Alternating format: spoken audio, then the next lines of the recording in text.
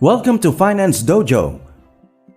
We aim to be the best personal finance educational channel you'll ever need. Click that subscribe button and the notification bell right now so you won't miss out. I'd want to share with you something close to my heart today. When you're in your 20s, what's the greatest way to invest? The earlier you begin investing, the better off you'll be in the long run. Using compounding, your money rises at an exponential rate.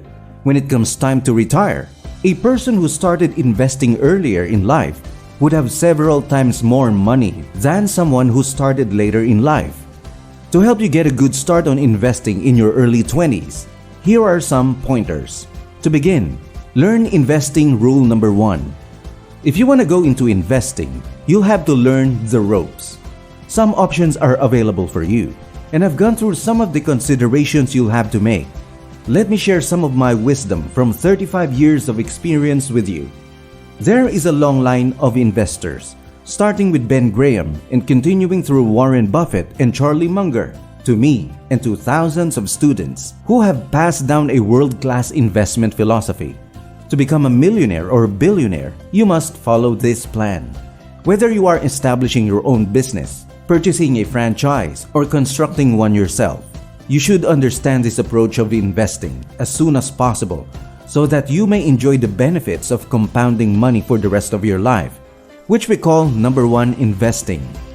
Once you've mastered the art of investing, you'll want to take charge of your finances. Second, pay off your education loans. For those in the early 20s, student debt is a common problem. And I apologize for the whole generation that screwed you guys over on your college tuition. You should prioritize paying off your student loans if you still owe money. It's a great pity, considering it was less expensive when I was in college. Since then, instead of a 3% annual increase in living expenses, college tuition has increased by an average of 8%. That may not seem like much, but it's the difference between paying $1,000 for school each semester and paying $20,000 every semester. The debt you've accumulated is growing at an exponential rate, much like the money you've built via wise investment decisions. As a result, you must get rid of that load before you enter the stock market in any manner possible. Start paying off your debt, which will impede your progress in the long run. Third, put money into a retirement account. There's a term for it, qualified accounts. You have a 401k plan with your employer and they match your contributions. I'm not a big supporter of that until they let you invest your money whatever you like, which more and more companies are doing. But if you're in a 401k where they match your contributions, you're compelled to invest in mutual funds. I'm afraid you're going to have to give it all back in the next several years. I would highly advise you to invest in a location where you have control over where your money is going rather than in mutual funds. I'd put it in a Roth IRA or a standard IRA where you manage the money. A Roth is amazing. 401ks are terrific if they're going to match all that. But once they do, you're in this insane investment. Fourth, consider establishing a Roth IRA. They're great because you pay taxes on the money before it gets into the Roth, but you don't pay taxes on the money once it's in there. You have a Roth IRA and a standard IRA. The important thing is that you get your money into a location where you can manage it and choose your investment based on the ideas that Ben Graham, Buffett, and Munger have taught us so that you can achieve the best returns. Why is a Roth IRA better for someone in their 20s than, say, a standard IRA? Because a Roth IRA requires you to pay taxes on your contribution first, and you're usually in a low tax rate in your 20s. So those in their 50s who are in a higher tax rate should utilize a standard IRA because they may be paying 35 or 40% tax. But if you're paying 20% tax, you want your money in an IRA to grow tax-free.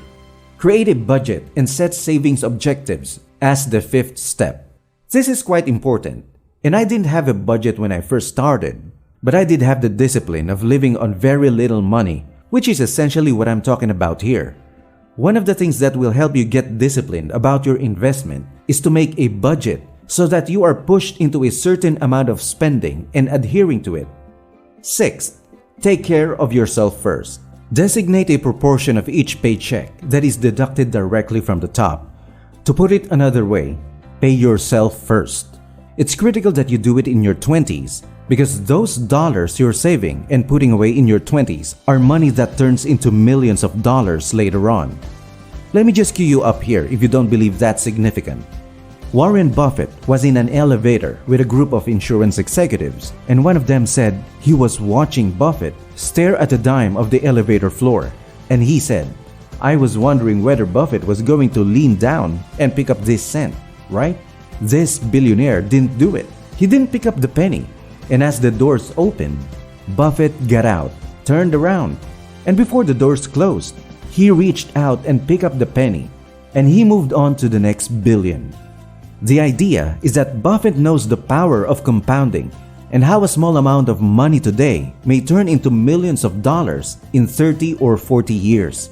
Setting a budget is essential for getting money into an investment account before spending it. 7th, make a list of objectives. Aside from that, you should make a budget that includes the money you'll pay yourself initially. You should always define precise investing objectives. By the age of 30, how much money do you wish to have invested? How much money do you think you'll be able to pull out? Keep your belt tight and your eyes on the prize because that money will make you extremely wealthy eventually. Now, how much money do you need to invest each month or year to attain that goal? If you establish a financial goal and work hard to meet it, you'll find it much easier to stay motivated and push yourself farther. And I would recommend this if you're having difficulties deciding which path to take. Simply state at the outset, I'm going to deposit 10% of the money I make into investing account and keep to that percentage every time. Consider this. If you took $1,000 and invested it in a way where you could double it 20 times in your career, as Buffett has done, you would have done far better. You just spent $1,000 on a refrigerator, and that refrigerator cost you nearly $1 billion 30 to 40 years later. As a result, compounding's capacity to make you wealthy is incredible. You might not double it 20 times, but if you double it 10 times, it becomes $1 million. Do you want to give up $1 million for a refrigerator? As always, this video is for educational purposes only and not financial advice. You should always do your own research and speak to a financial advisor before making any investment decisions.